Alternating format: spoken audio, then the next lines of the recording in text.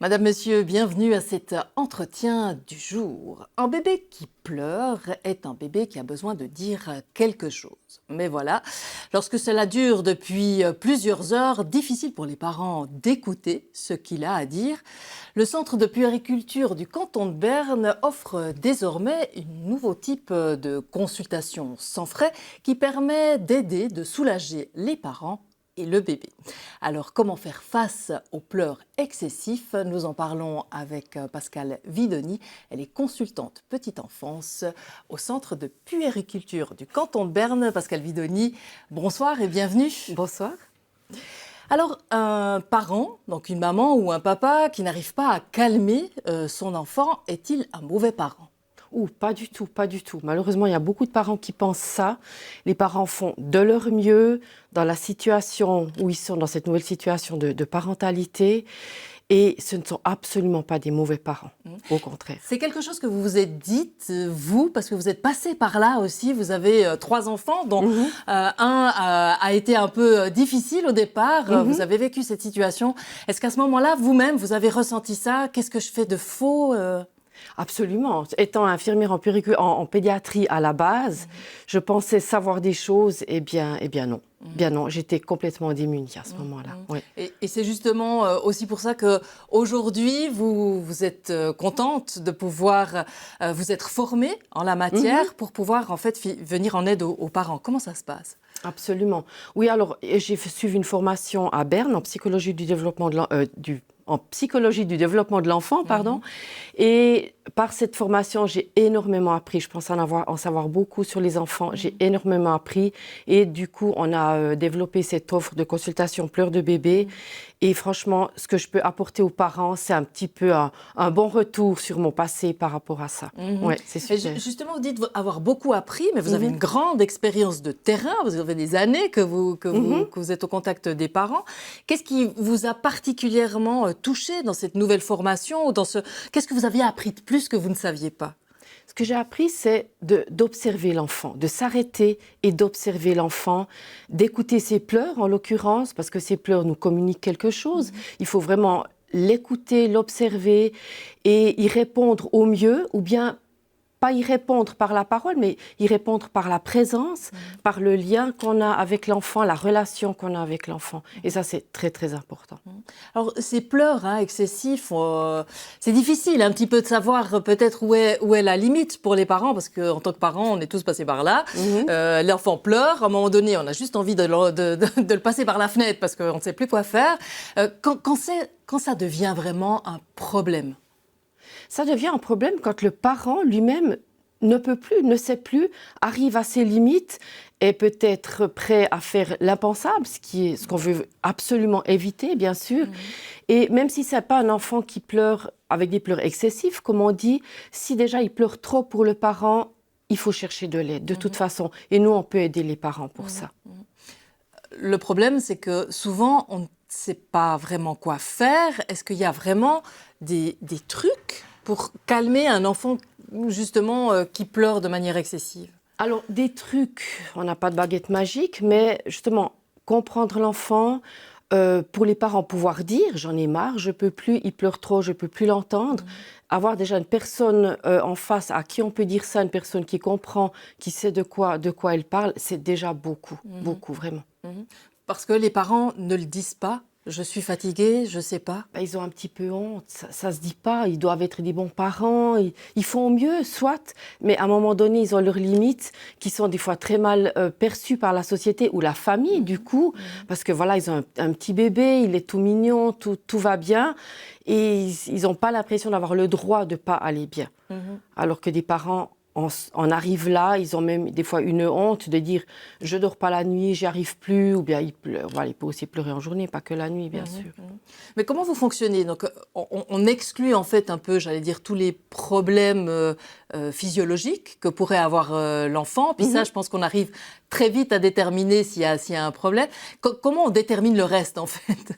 Alors, le reste se détermine par une anamnèse qu'on fait avec la famille. On regarde comment s'est passée la grossesse, comment s'est passé l'accouchement, comment est un petit peu la constellation familiale aussi, s'il y a des antécédents, des valeurs qu'ils veulent transmettre à leur enfant, ou bien des valeurs familiales de par rapport à la parentalité. Et si les parents n'y arrivent pas, ils sont très vite débordés. Et donc, on essaie vraiment on travaille en systémique, comme on appelle. Ça veut dire que vous incluez aussi le papa? Le papa, bien sûr. Le reste de la famille, au besoin. Les frères et sœurs, au besoin, bien sûr.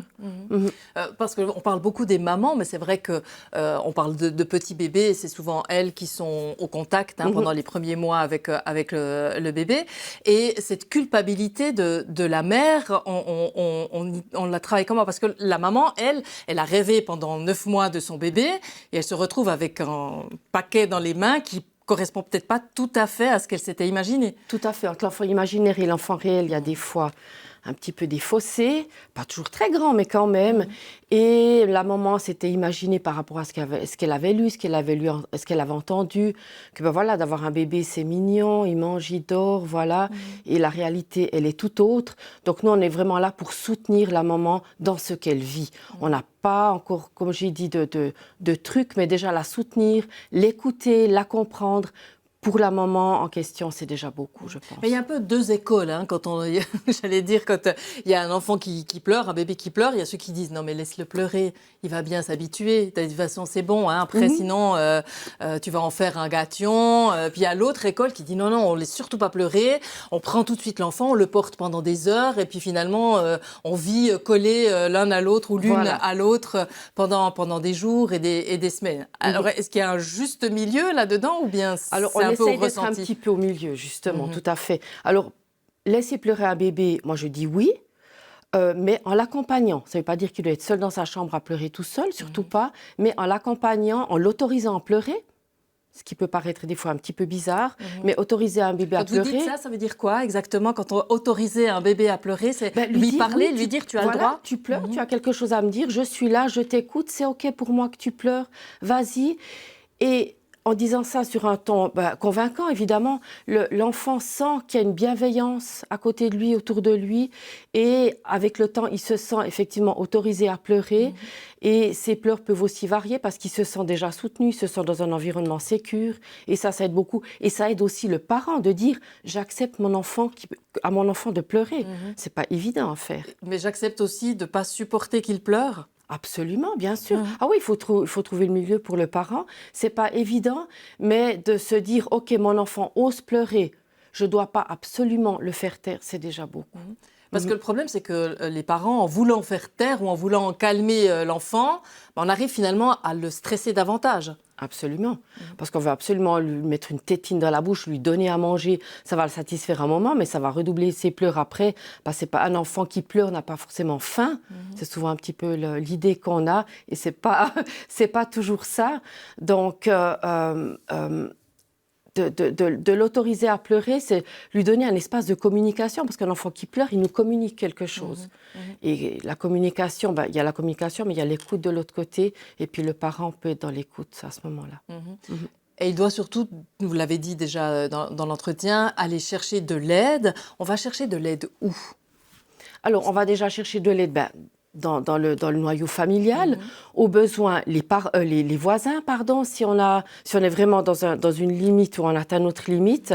Et puis voilà, il y a notre consultation où les parents peuvent avoir de l'aide, où on va les accompagner, on fait ça à la maison ou bien au centre de périculture d'où les parents habitent. Ça, c'est égal, c'est les parents qui choisissent finalement, et on les aide de façon hebdomadaire dans un premier temps, bien plus espacée plus tard, en fonction des besoins des parents. Alors, est-ce qu'on peut donner un peu d'espoir aux parents qui se retrouvent dans cette situation, dans le sens où leur dire qu'un jour, ça se termine? Bien sûr, oui. Mon fils a arrêté de pleurer un jour. Donc, oui, non, il y a un espoir, tout à fait. On ne peut pas donner de limite dans le temps, ça, c'est pas possible, mais on vit le moment présent avec les parents. On ne va pas leur dire, écoutez, la semaine prochaine, c'est terminé. On vit le moment présent. Ça dure quand même plusieurs mois, ça il faut le savoir. Plusieurs semaines déjà, plusieurs semaines. Voilà, ça dépend tout, comment les parents, la fatigue physique, émotionnelle des parents, jusqu'où ils peuvent aller. Pascale Vidoni, on vous remercie pour toutes ces explications, et puis on souhaite bon courage évidemment à tous les parents qui affrontent ce genre de situation. Merci beaucoup. Merci à vous. Et merci à vous d'avoir suivi cet entretien. Pour en savoir encore plus, n'hésitez pas à regarder notre info du jour de ce mercredi 22 mars. Vous en saurez davantage et sur les consultations et sur les parents qui vivent ce genre de situation. À tout bientôt sur Télébilingue.